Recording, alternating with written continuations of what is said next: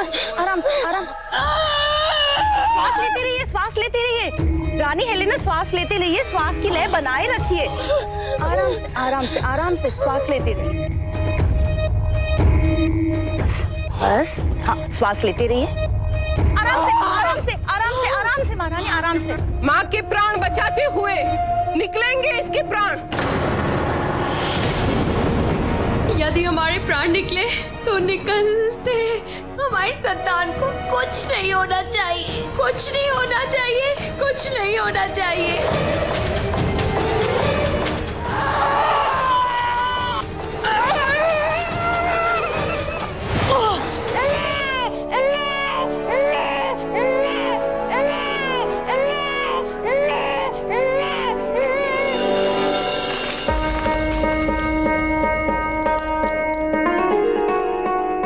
आपको बहुत बहुत बधाई हो रानी हेलेना। सम्राट के ज्येष्ठ पुत्र की मां होने का सौभाग्य प्राप्त हुआ है आपको। देखते ही देखते सम्राट चंद्रगुप्त महान के उत्तराधिकारी बनेंगे और आप राजमाता।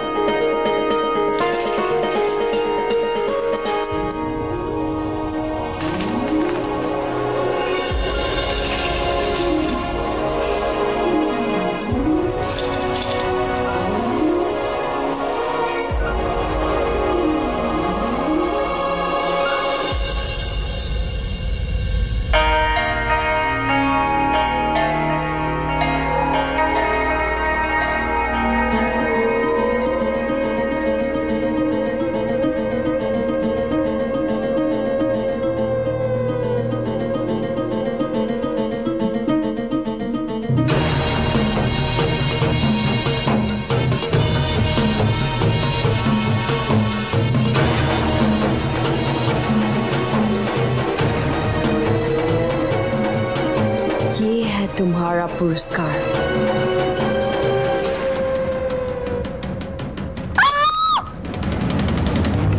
माँ के प्राण बचाते हुए निकलेंगे इसके प्राण। सत्य को स्वीकार करना, स्मरण रखना, भविष्य में ये पीड़ा सहने की शक्ति देगा।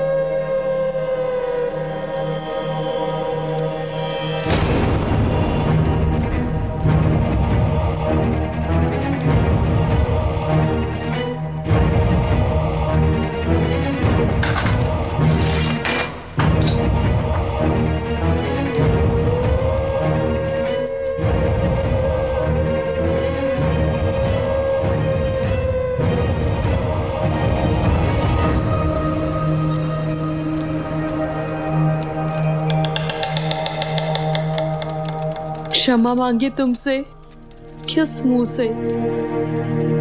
हम सदैव कहते रहे हैं कि तुम आज तक कुछ नहीं किए, और जब किया तो ऐसे किया। ये मुझसे सहन नहीं हो रहा है जस्टिन। हमें बचाने के लिए इतना बड़ा बलिदान। नहीं मित्रा,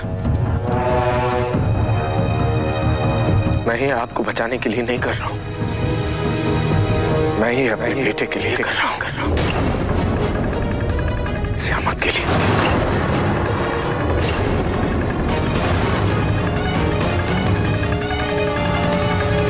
सत्य क्या है ये मैं जानना चाहता हूं। मुझे प्रतीत हो रहा है कि मैं सत्य के समीप हूं, किंतु संपूर्ण सत्य से दूर।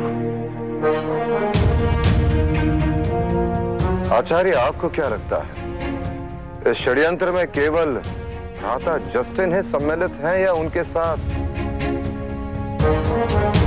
सेल्यूकस, निकेटर और मां भी सम्मिलित है? मेरे पास कोई प्रमाण नहीं है।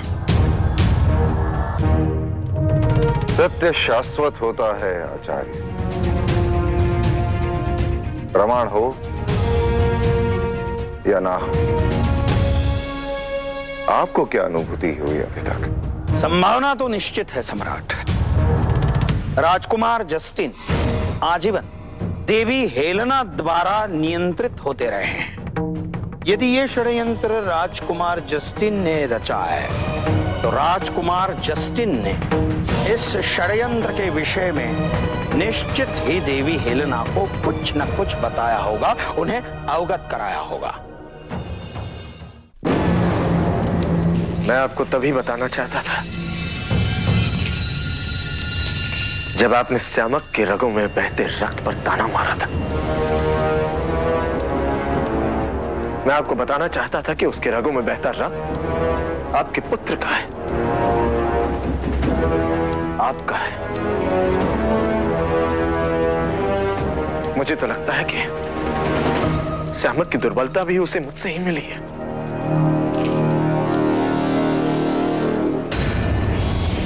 ना मैं कभी अपने अधिकार के लिए लड़ पाया और ना ही अपने प्यार के लिए। मैं हमेशा डरता रहा मैं तेरा कि कहीं किसी को मेरा असली चेहरा नजर आ गया तो क्या कहेंगे। मुझे सिंहासन का लोभ नहीं था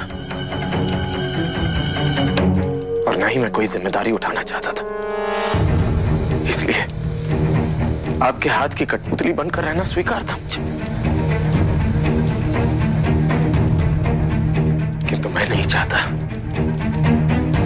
कि जो मेरे साथ हुआ वो मेरे पुत्र के साथ हो। जो अधिकार मुझे नहीं मिले वो उसे मिलेंगे। जो सौतेला व्यवहार मेरे साथ हुआ मैं मेरे बेटे के साथ नहीं होगा।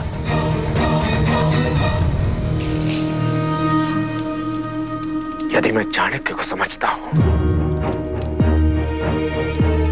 तो वो कितना भी कह ले, श्यामक को सिंहासन पर कभी नहीं बैठने देगा। क्योंकि जिस प्रकार मौर्य वंश का होते हुए भी मुझे हमेशा यूनानी समझा गया, उसी प्रकार चाणक्य श्यामक को हमेशा खुरासानी समझेगा।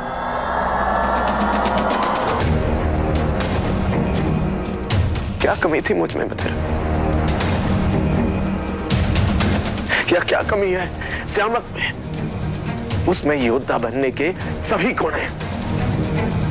वो वीर है, बुद्धिमान है, संवेदनशील है, उसमें करुणा है। वो एक अच्छा सम्राट बन सकता है। उसे केवल मार्गदर्शन और संरक्षण की आवश्यकता है और वो उसे आपसे मिलेगा। खुरासानी समर्थन तो वैसे ही उसके साथ है। बस यूनानी समर्थन मिल जाए उसे, उसके सामने कोई नहीं देख पाएगा मैं तेरा। सुशीम भी नहीं। सोचिए मैं तेरा, आपका पोता, मेरा पुत्र सिंहासन पर बैठेगा, उसके सिर पर मगध के सम्राट का मुकुट होगा। वो करेगा आपका और मेरा स्वप्न पूरा। किंतु उस स्वप्न का मूल्य हम तुम्हारे रक्त से नहीं चुका सकते हैं। हम तुम्हें मरता हुआ कैसे देख लें? कैसे? नहीं मैं तेरा, मैं जिंदा रहूंगा। मैं श्यामक में जिंदा रहूंगा। वो रखेगा मुझे जीवित। मुझे नहीं लगता ऐसा होगा। यदि माँ ने अब तक ये बात छिपाई है तो वो अब हमें क्यों बताएगी? और हमारे पास उनके विरुद्ध कोई प्रमाण भी नहीं है जिसके आधार पर हम उनसे कोई प्रश्न पूछ सके। प्रमाण है सम्राट, प्रमाण है। निश्चित देवी हेलेना का इस षड्यंत्र में सहभागी होने का कोई प्रमाण नहीं है, किंतु देवी हेलेना राजकुमार जस्टिन की माता है। इसलिए मातृ प्रेम का प्रमाण अवश्य है। सम्राट, मनुष्य बड़े से बड़े शस्त्र का सामना अवश्य कर सकता है, किंतु भावनाओं के आक्रमण का सामना मनुष्य नहीं कर सकता। प्रायः मनुष्य इसमें पराजित ही होता है और इसलिए हमें भावनाओं को शस्त्र के रूप में प्रयोग करना होगा। राजकुमार जस्टिन को मृत्युदंड देने से पूर्व उनकी भावना का उपयोग कर उनसे सत्य उगलवाना होगा। जो माता अपने पुत्र को सिंहासन पर बिठाने के लिए कुछ भी करने को तत्पर है, वो अपने पुत्र को मृत्युदंड से बचाने के लिए इतना नहीं कर सकती। नहीं, कदापि नहीं। तुम्हारे पुत्र को उसका अधिकार अवश्य मिलेगा, किंतु तुम्हारी मृत्यु उसका निमित्त नहीं बनेगी। हम ऐसा होने नहीं देंगे। हम सम्राट बिंदुसार को सत्य बता देंगे कि तुम निर्दोष हो। नहीं मितेरा, मितेरा, मितेरा रुकिए, मेरी बात सुनिए। मितेरा, मितेरा।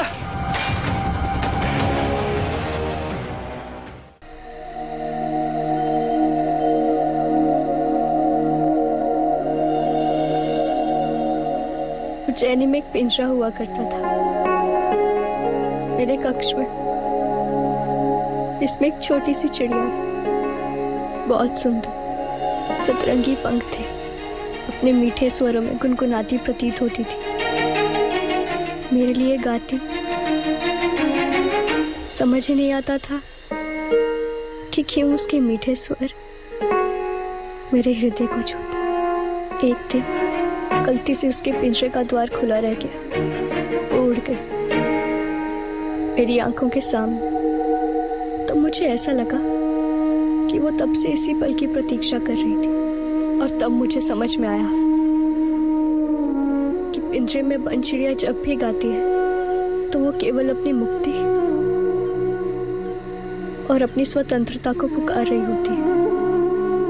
मुझे कोई संदेह नहीं कि सम्राट मुझे पूरे सम्मान के साथ मेरे पालन पोषण का ध्यान रखेंगे, किंतु सत्य तो यही है ना अशोक कि अब मैं कभी अपने भवन वापस नहीं लौट पाऊंगी। मेरे पैर उस आंगन में कभी नहीं पड़ पाएंगे जहां पर मेरा बचपन बीता है, जिस उद्यान में मैंने गिर गिर कर चलना सीखा। उसकी मिट्टी, उसके पुष्प, उसके पौधों की सुगंध से मैं आजीवन वंचित रहूंगी। ना संबंधी, ना मित्र और ना ही किसी प्रियजन से दोबारा मिल सकूंगी। यहाँ तक कि मैं अपनी माँ से भी दूर हो जाऊंगी। पता नहीं माँ ये सब दुख कैसे सहन कर रही होंगी। एक और वो अपने पति को खो देंगी और दूसरी ओर अपनी पुत्री से भी नहीं मिल पाएंगी। मुझे लगता है कि तुम समझोगे किसी को खोने का दुख, इसलिए तुमसे कह पा रही हूँ। समय का एक बहुत ही विचित्र लक्षण है, परिवर्तन। और जो आज असंभव प्रतीत हो रहा है वो कल संभव भी हो सकता है।